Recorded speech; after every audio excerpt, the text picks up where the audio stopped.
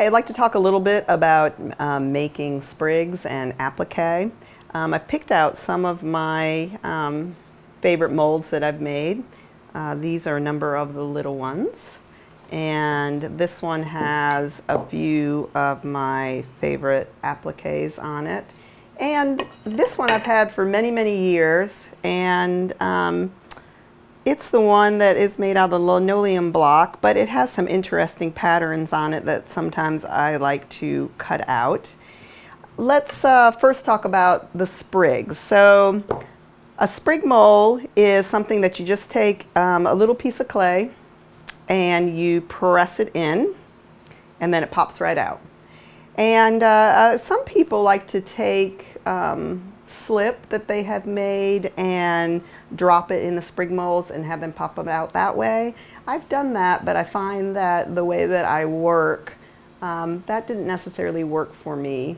And it's much easier for me to make up my clay body and just press them in.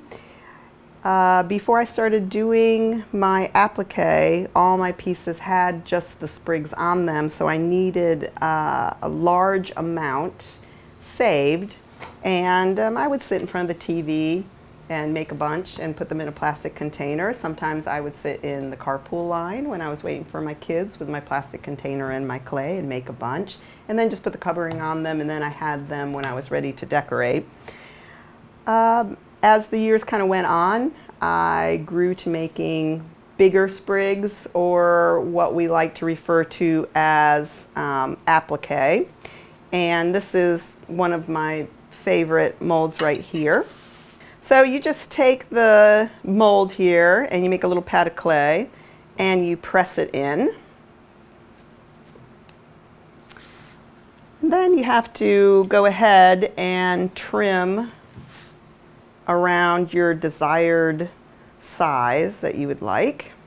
This is one way to make an applique. So if I'm working on a piece, you know, I'll make several of the same mold and applique and put it to the side until I decide how I'm going to want to do the design.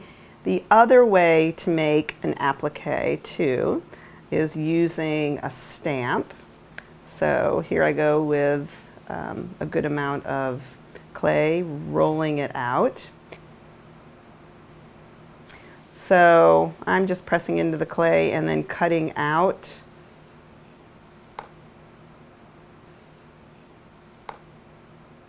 the actual mold. So lots of reverse things that you can do with any kind of stamp that you want, you know, inverted design. Some people maybe will make the relief go upwards instead of into their stamp, and it'll do something different in the clay. So I encourage everybody to experiment with all different things to make their stamp.